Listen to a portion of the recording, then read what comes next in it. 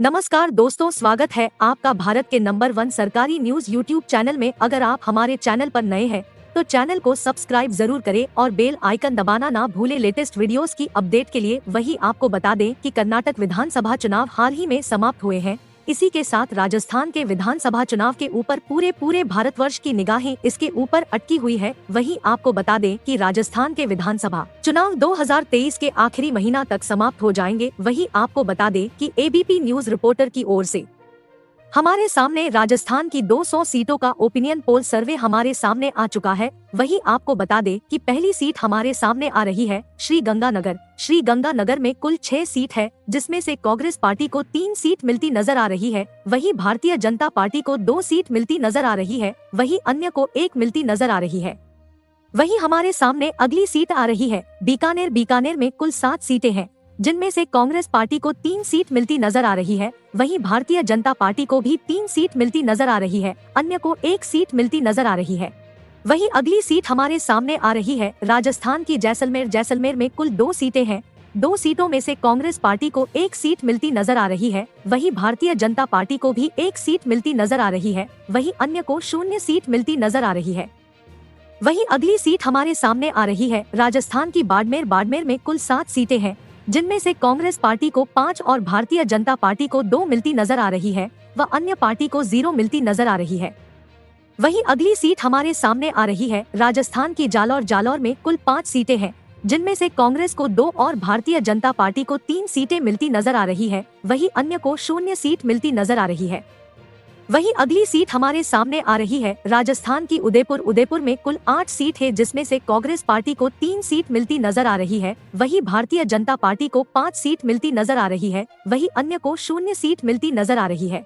वहीं अगली सीट हमारे सामने आ रही है राजस्थान की डूंगरपुर। डूंगरपुर में कुल 4 सीट है, जिसमें से कांग्रेस पार्टी को 2 सीट मिलती नजर आ रही है। वहीं भारतीय जनता पार्टी को 2 सीट मिलती नजर आ रही है। वहीं अन्य को 0 सीट मिलती नजर आ रही है।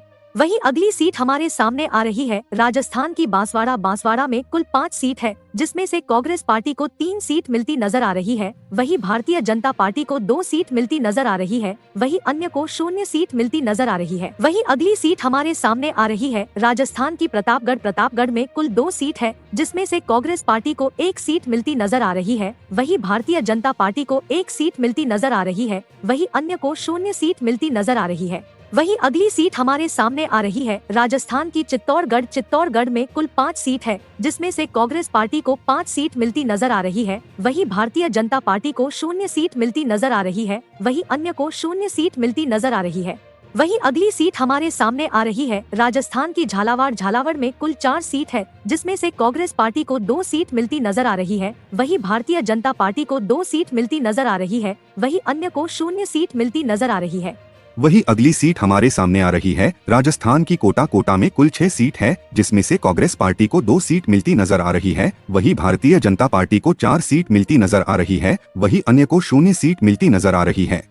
वही अगली सीट हमारे सामने आ रही है राजस्थान की बारां में कुल 4 सीट है, जिसमें से कांग्रेस पार्टी को 1 सीट मिलती नजर आ रही है। वही भारतीय जनता पार्टी को 3 सीट मिलती नजर आ रही है। वही अन्य को 0 सीट मिलती नजर आ रही है। वही अगली सीट हमारे सामने आ रही है राजस्थान की सवाई माधोपुर। सवाई माधोपुर में कुल 4 सीट है, जिसमें से कांग्रेस पार्टी को 4 सीट मिलती नजर आ रही है। वही भारतीय जनता पार्टी को 0 सीट मिलती नजर आ रही है। वही अन्य को 0 सीट मिलती नजर आ रही है। वही अगली सीट हमारे सामने आ रही है राजस्थान की जयपुर। जयपुर में कुल 19 सीट है, जिसमें से कांग्रेस पार्टी को 12 सीट मिलती नजर आ रही है। वही भारतीय जनता पार्टी को 7 सीट मिलती नजर आ रही है। वही अन्य को 0 सीट मिलती नजर आ रही है।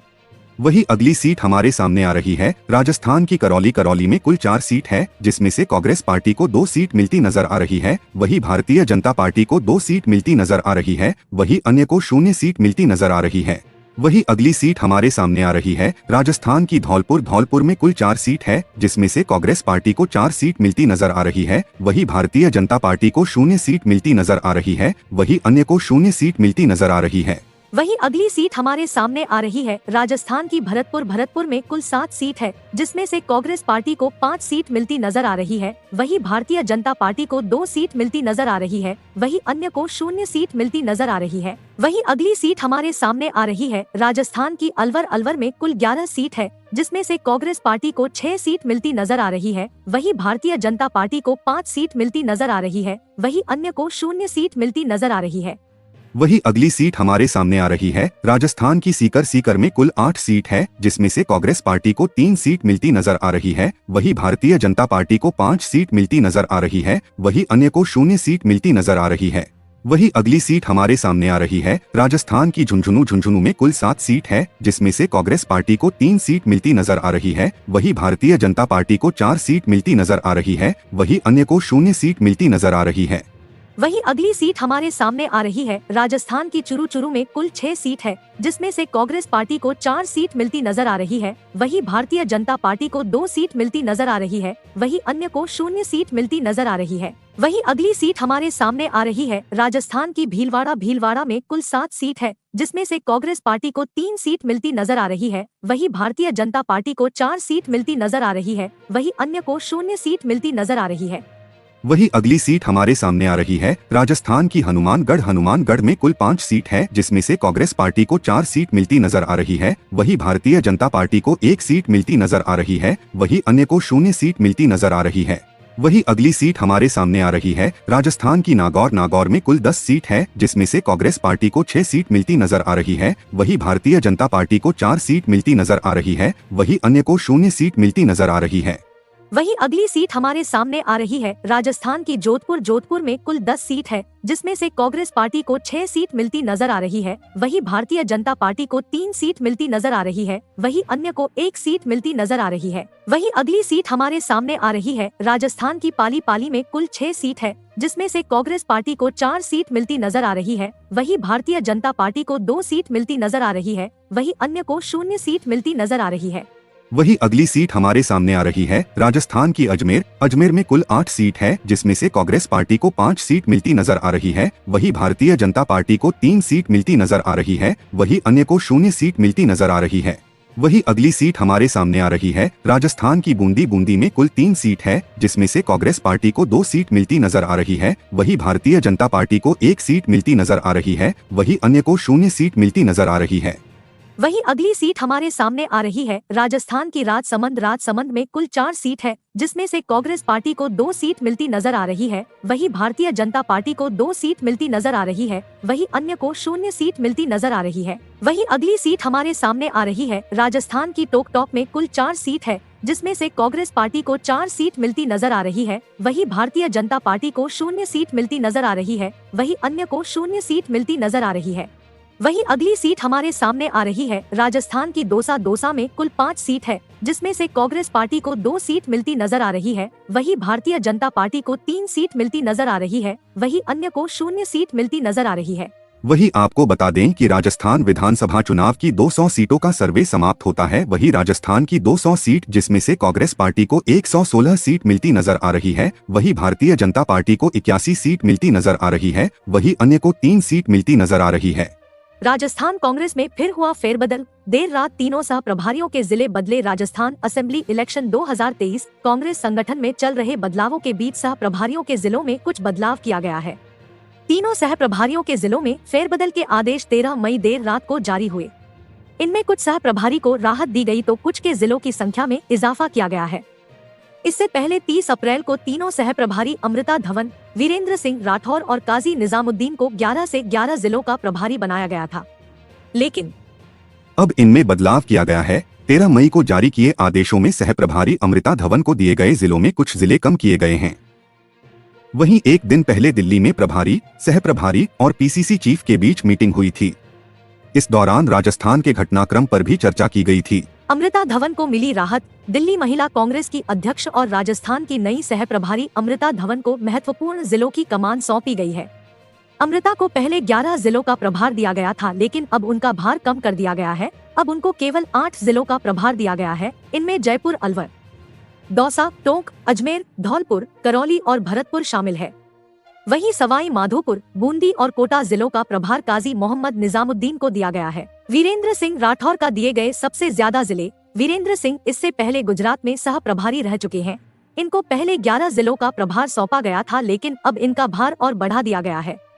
अब राठौर को 12 झालावाड़, प्रतापगढ़, राजसमंद, बांसवाड़ा, चित्तौड़गढ़, डूंगरपुर, उदयपुर, जैसलमेर, बाड़मेर, जोधपुर, जालौर, पाली और सिरोही जिले सौंपे गए हैं। पहले की तुलना में इन्हें 3 जिले को अधिक प्रभार दिया गया है। पहले इनके पास श्रीगंगानगर, हनुमानगढ़, बीकानेर, झुंझुनू, चूरू, नागौर, अजमेर, जोधपुर, जैसलमेर। वीरेंद्र सिंह राठौर का दिए गए सबसे ज्यादा जिले। वीरेंद्र सिंह इससे पहले गुजरात में सह प्रभारी रह चुके हैं। इनको पहले 11 जिलों का प्रभार सौंपा गया था, लेकिन अब इनका भार और बढ़ा दिया गया है।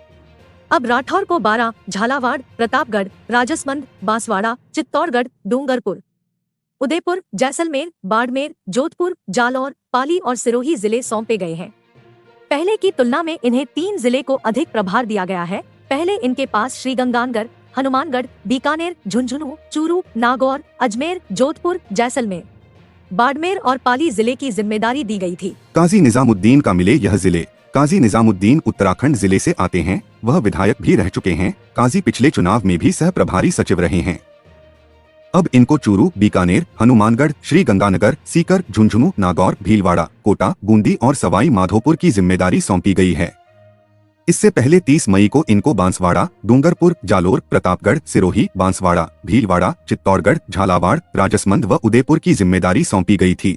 22 अप्रैल को नियुक्ति किए गए थे 3 सह प्रभारी। गौरतलब है कि 22 अप्रैल को आगामी चुनावों को देखते हुए 3 नए प्रभारी को नियुक्ति दी गई थी। राजस्थान में संगठन और नेताओं के बीच सामंजस्य बनाने के लिए कांग्रेस आलाकमान ने अलग अलग राज्यों के नेताओं को यह नियुक्ति दी गई थी, लेकिन अब इन प्रभारियों के जिलों में बदलाव किया गया है।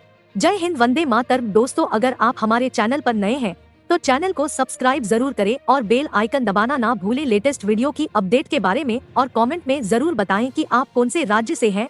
अगर आप राजस्थान से हैं तो कौन से जिले से हैं, जरूर बताएं।